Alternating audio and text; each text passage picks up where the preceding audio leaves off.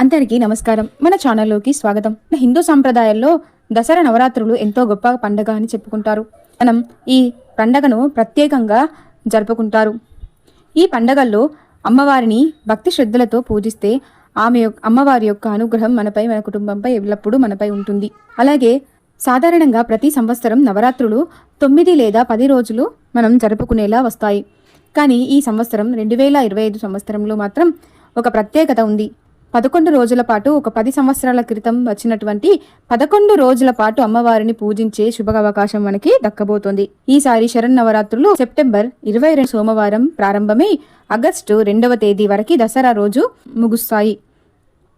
ఈసారి నవరాత్రులు చాలా విశేషమైనవి. ఈ నవరాత్రుల్లో అతీత శక్తులు కలిగినటువంటి ఆ అమ్మవారిని ఎవరైతే భక్తి శ్రద్ధలతో పూజిస్తారో వారికి అపారమైన ధనాకర్షణ అనేది కూడా పెరుగుతుంది. అమ్మవారిని భక్తి శ్రద్ధతో మాత్రమే అమ్మవారిని పూజించాలి. నవరాత్రుల మొదటి రోజు నుండి చివరి రోజు వరకు అమ్మవారిని మనం ప్రతిరోజు ఒక ప్రత్యేకమైన రూపంలో అమ్మవారిని పూజిస్తూ ఉంటాము.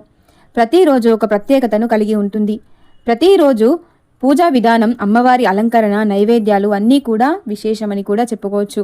ఇవి అన్నీ కూడా వేరు ఈ 11 రోజులలో ప్రతి ఒక్క రూపంలో అమ్మవారిని దర్శించుకుంటాము.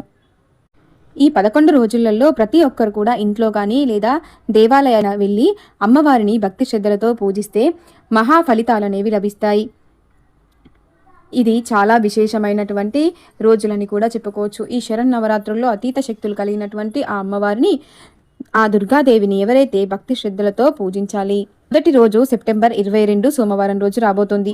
ఈ రోజు చాలా విశేషం. మొదటి రోజున అమ్మవారిని మనం ఏ రూపంలో చూడగలుగుతామనేది మొదటి రోజు నుంచి ప్రారంభం చేసి చివరి రోజు వరకు ఏ రూపాల్లో అమ్మవారిని మనం పూజిస్తాము, ఈ నవరాత్రుల్లో ఎలాంటి నియమాలను పాటించాలి, అమ్మవారిని ఎలా పూజించాలి, ఎలాంటి నైవేద్యాలను సమర్పించాలి అనేది ఇప్పుడు ఈ వీడియోలో వివరంగా తెలుసుకుందాం.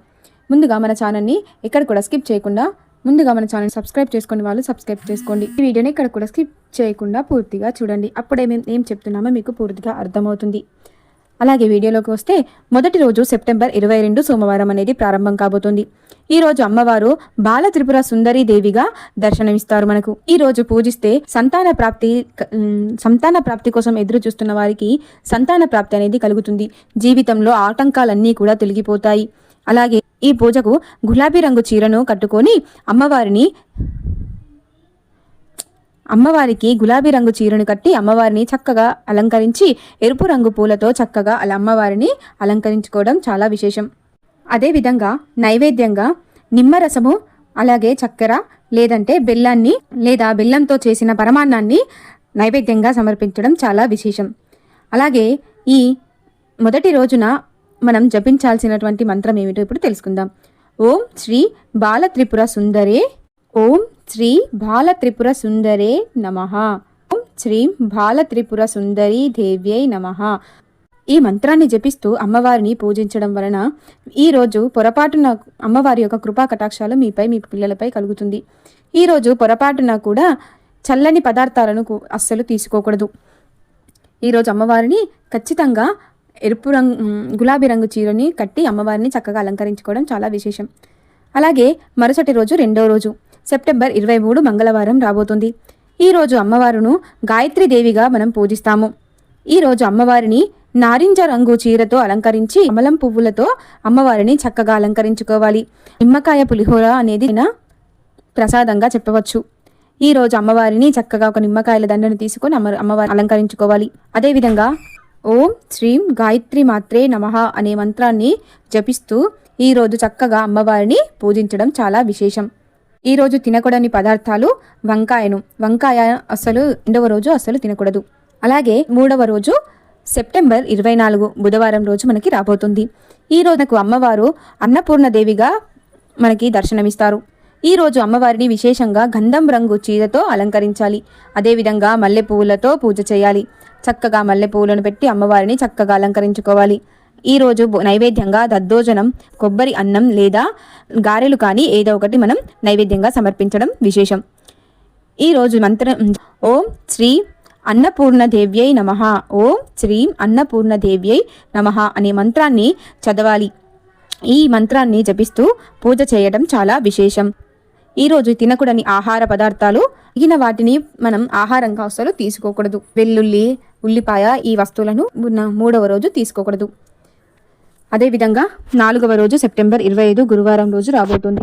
ఈ రోజు అమ్మవారు కాత్యాయని దేవి రూపంలో దర్శనమిస్తారు. ఈ రోజు చాలా ప్రత్యేకత. ఈ ప్రత్యేక నవరాత్రుల్లో తప్పక పూజించవలసిన రోజు ఇదే అని మన పెద్దలు చెబుతున్నారు. పసుపు రంగు చీరతో అమ్మవారిని చక్కగా అలంకరించి మందారం పువ్వులతో లేదా మల్లె పువ్వులతో అమ్మవారిని చక్కగా అలంకరించుకోవాలి. ఈ రోజు మనం నైవేద్యంగా రవ్వ కేసరిని సమర్పించడం చాలా విశేషం. ఓం శ్రీం కాత్యాయిని దేవ్యై నమః, ఓం శ్రీం కాత్యాయిని దేవ్యై నమః అనే మంత్రాన్ని చక్కగా ఒక 21 సార్లు చక్కగా జపించడం విశేషం. ఈరోజు చేసిన పూజ వలన మీకు ధైర్య సాహసాలు పెరుగుతాయి. ప్రతి పనిలో విజయాలనేవి సాధిస్తారు. మీకిక ఆటంకాలనేవే రాకుండా ఉంటుంది. ఏ పని చేసినా మీకు చక్కటి ఫలితాలనేవి అనుభవిస్తారు. చక్కటి ఫలితాలనేవి కలుగుతాయి. అదేవిధంగా 5వ రోజు సెప్టెంబర్ 26 శుక్రవారం రోజున మనకి 5వ రోజు రాబోతుంది. ఈ రోజు అమ్మవారు మహాలక్ష్మీదేవి రూపంగా మనకి దర్శనమిస్తారు. అమ్మవారిని ఈరోజు గులాబీ రంగు చీరతో చక్కగా అలంకరణ చేసుకొని ఎర్రని గులాబీలు లేదా కమలం పువ్వులతో చక్కగా అమ్మవారిని అలంకరించుకోవాలి. అదేవిధంగా ఈరోజు అమ్మవారికి పాలతో చేసిన పాయసం కానీ లేదా బూరెలు కానీ అమ్మవారికి నైవేద్యంగా సమర్పించడం విశేషం. ఈరోజు జపించవలసిన మంత్రం ఓం శ్రీం మహాలక్ష్మీదేవ్యై నమః, ఓం శ్రీం మహాలక్ష్మీదేవ్యై నమః అనే మంత్రాన్ని జపిస్తూ చక్కగా అమ్మవారిని పూజించడం విశేషం. ఈరోజు తినకూడని వస్తువులు ఉల్లిపాయలు తినకూడదు, అలాగే వెల్లుల్లి కూడా తినకూడదు.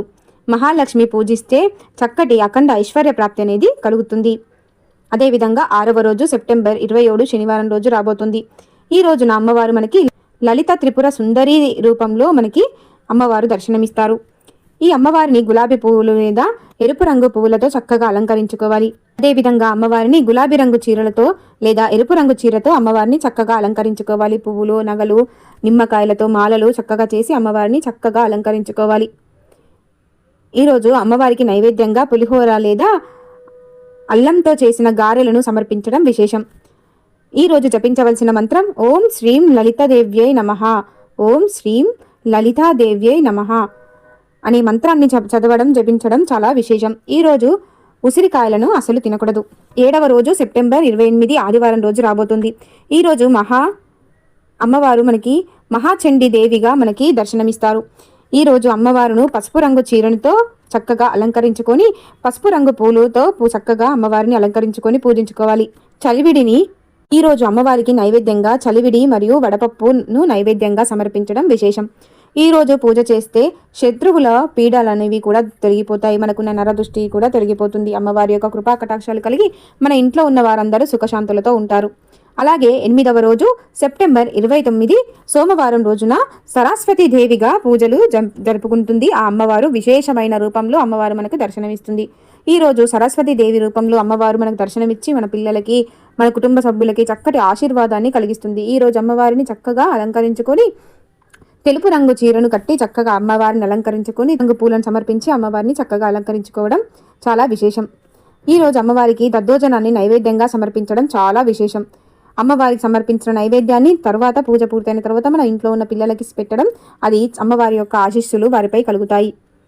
ఈ సరస్వతి దేవిని పూజించినప్పుడు ప్రతి ఒక్కరు మన ఇంట్లో ఉన్న పిల్లలకి చక్కటి బుద్ధి జ్ఞానాన్ని ప్రసాదించు తల్లి అని వేడుకొని పూజ చేయడం మీకు ఖచ్చితంగా మీ పిల్లలపై కృపా కటాక్షాలు అమ్మవారి ఎప్పుడు ఉంటాయి. ఈ రోజు జపించవలసిన మంత్రం ఓం శ్రీ సరస్వతి దేవ్యై నమః, ఓం సరస్వతి దేవ్యై నమః అనే మంత్రాన్ని జపిస్తూ అమ్మవారిని పూజించడం చాలా విశేషం. మనం ఈరోజు కారంగా ఉండే వస్తువులను తినకూడదు. ఈ రోజు చాలా విశేషమైన రోజు కాబట్టి మన పిల్లలకు అక్షరాభ్యాసం చేయించడం చాలా ఉత్తమమైన విషయం అని కూడా చెప్పుకోవచ్చు. ఈ రోజు పిల్లల చేత అక్షరాభ్యాసం చేస్తే మనకి చాలా రెట్టింపు ఫలితం అనేది లభిస్తుంది. పిల్లలకి చక్కటి బుద్ధి జ్ఞానం ఐశ్వర్యవంతులు అవుతారు. వారికి జ్ఞానం పెరుగుతుంది. అమ్మవారి యొక్క ఆశీస్సులు వారిపై ఎప్పుడూ ఉంటాయి. అలాగే 9వ రోజు మనకి సెప్టెంబర్ 30 మంగళవారం రోజు ఈ రోజు అమ్మవారిని ఎరుపు రంగు చీరతో చక్కగా అలంకరించి ఎరుపు రంగు పూలతో అమ్మవారిని చక్కగా అలంకరించుకోవాలి. ఈ రోజు అమ్మవారికి నైవేద్యంగా బెల్లం అన్నాన్ని లేదా పరమాన్నాన్ని నైవేద్యంగా పెట్టవచ్చు. ఈ రోజు జపించవలసినటువంటి మంత్రం ఓం ధూం దుర్గాయే నమః, ఓం ధూం దుర్గాదేవ్యై నమః, ఓం ధూం దుర్గాదేవ్యై నమః అనే మంత్రాన్ని జపించడం చాలా విశేషం. 11వ రోజు అక్టోబర్ 1 బుధవారం రోజు మనకి రాబోతుంది. ఈ రోజు మహిషాసురుని వధించిన రోజు. ఈరోజు అమ్మవారిని శాంతిపరుస్తారు. ఈరోజు అమ్మవారికి మహిషాసుర మర్దిని దేవి రూపంలో మనకి దర్శనమిస్తారు. నీలము రంగు చీరలో అమ్మవారిని అలంకరించుకొని నీలపు రంగు పువ్వులు కానీ ఎరుపు రంగు పువ్వులు కానీ శంకు పువ్వులతో అమ్మవారిని చక్కగా అలంకరించుకోవాలి. అదేవిధంగా చింతపండు పులిహోరను విధంగా పానకాన్ని నైవేద్యంగా సమర్పించడం చాలా విశేషం. ఈ రోజు జపించవలసినటువంటి మంత్రం శ్రీ మహిషాసుర వర్ధిని దేవ్యై నమః. ఓం శ్రీ మహిషాసుర మర్ధిని దేవ్యై నమః అనే మంత్రాన్ని జపిస్తూ అమ్మవారిని పూజించడం మనకి చక్కటి ఫలితాన్ని తెచ్చిపెడుతుంది. అలాగే చివరి రోజు అక్టోబర్ 2 గురువారం రాబోతుంది. ఈ రోజు దసరా పండుగను జరుపుకుంటారు. అమ్మవారు రాజరాజేశ్వరి దేవిగా పూజలు అందుకుంటారు. ఆకుపచ్చ రంగు చీరతో అమ్మవారిని చక్కగా అలంకరించి ఎరుపు రంగు పూలతో అమ్మవారిని చక్కగా అలంకరించుకోవాలి. ఈ రోజు పొంగలి, పులిహోర, గారెలను నైవేద్యంగా సమర్పించడం చాలా విశేషం. ఈ రోజు కొత్త పనులను ప్రారంభించడం శుభప్రదం. వాహనాలు పూజ చేసుకోవటం చాలా విశేషం. అదేవిధంగా జమ్మి చెట్టు కింద దీపాలను వెలిగించి ప్రదక్షిణలు చేయటం దుర్గాదేవి యొక్క ఆశీర్వాదం ఎల్లప్పుడూ ఉంటుంది. జమ్మి ఆకులను ఇంట్లో బీరువాలో పెట్టుకుంటే ధనప్రాప్తి అనేది రెట్టింపుగా పెరిగిపోతుంది. ఈ రోజు చాలా విశేషమైన రోజు కాబట్టి ఈ రోజు ప్రతి ఒక్కరు కూడా జమ్మి చెట్టు దగ్గరికి వెళ్ళి జమ్మి చెట్టుని పూజించడం చాలా విశేషం. ఈ 11 రోజులు ఎవరైతే ప్రతిరోజు పూజ చేయడం సాధ్యం కాకపోతే కనీసం కొన్ని రోజులు అయినా తప్పకుండా పూజను ఆచరించడం చాలా విశేషం. ఇలా అమ్మవారిని లేదా అమ్మవారి చిత్రపటాన్ని ఇంట్లో పెట్టుకొని దీపారాధన చేసుకుంటే ఎంతో ఫలితం అనేది లభిస్తుంది. ఈ రోజుల్లో భక్తి శ్రద్ధలతో చేసిన ప్రతి పూజకు, ప్రతి నైవేద్యానికి, ప్రతి ప్రదక్షిణకు దుర్గామాత ఆశీర్వాదాన్ని మీపై, మీ కుటుంబంపై కలిగిస్తుంది. ఈ విశేషమైన ఈ శరన్నవరాత్రుల్లో అమ్మవారిని పూజించడం, అమ్మవారి యొక్క నామస్మరణ చేసుకోవడం, అమ్మవారి యొక్క రూపాలను దర్శనం చేసుకోవడం చాలా విశేషమైన రోజులని కూడా చెప్పవచ్చు. ఈ రోజుల్లో చేసే పూజలకు రెట్టింపు ఫలితం, రెట్టింపు పుణ్యఫలం అనేది లభిస్తుంది.